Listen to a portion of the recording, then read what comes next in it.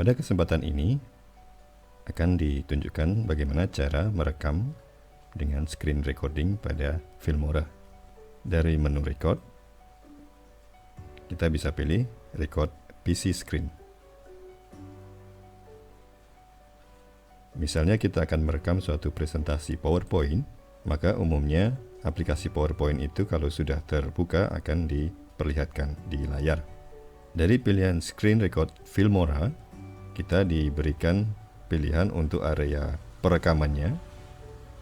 Jadi kita bisa pilih full screen, berarti satu layar, atau custom, kita nanti menentukan kotak layarnya yang akan direkam, atau target window. Artinya kita tidak merekam satu layar penuh, tapi hanya satu jendela atau satu kotak pada aplikasi yang akan kita rekam. Nah, dalam contoh ini saya akan coba merekam menggunakan full screen. Dalam screen recording kita juga diberikan pilihan untuk input dan output dari suara. Dari sini kita bisa memilih suara akan dikeluarkan ke mana. Kemudian dari sini kita bisa memilih mikrofon yang digunakan. Ya, kalau ada beberapa mikrofon, misalnya USB mikrofon atau mikrofon internal dari PC, ataupun mikrofon yang dicolokkan pada jack 3,5. Kemudian apabila Anda menggunakan dual screen atau dual monitor, maka ini apabila diklik daerah perekaman atau layar yang direkam akan beralih ke layar pertama dan layar kedua. Karena di sini saya hanya menggunakan satu screen, maka diberikan keterangan only one device has a screen. Saya klik OK.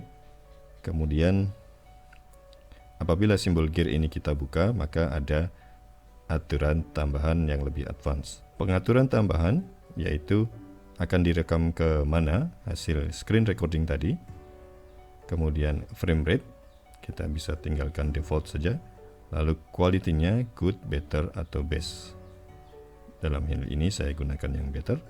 Kemudian di sini kita bisa tentukan record timer. Artinya kita sudah menentukan durasi perekaman kita, misalnya 30 menit, 40 menit, 1 jam, dan seterusnya.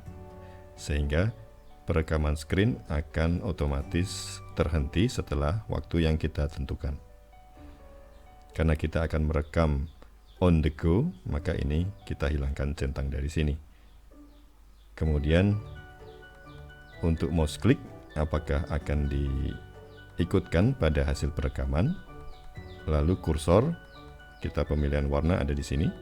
Kemudian kalau play mouse click sound, maka setiap kali kita klik akan terekam juga pada screen recording. Lalu di sini ada hotkey atau shortcut untuk memulai perekaman dan menghentikan perekaman, ada F9.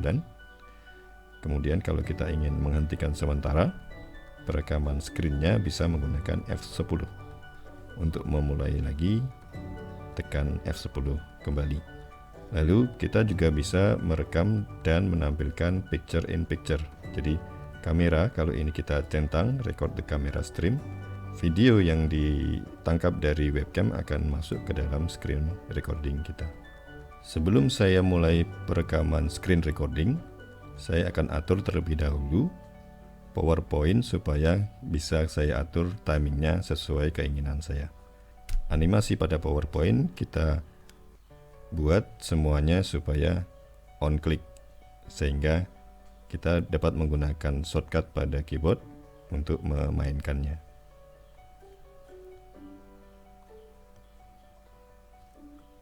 Ini saya buat semuanya on click. Kemudian ini juga on click.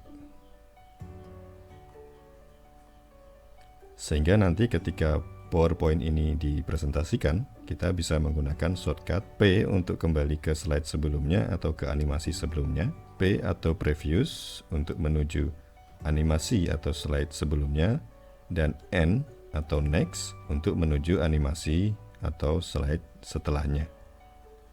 Bila settingan sudah oke, kita klik tombol record berwarna merah di sini. Akan ada countdown 3 sampai 1. Begitu countdown hilang, maka kita akan mulai merekam. Nah, kita coba perekamannya. Ini kita jalankan slideshow dari slide yang pertama. Lalu kita mulai menjalankan slide presentasi sambil memberikan keterangan narasi suara. Saya akan coba teori pemesinan, proses pemesinan, dan alur produksi di industri bersama Sutopo dan F. Amri Ristadi. Slide pertama. Manufaktur.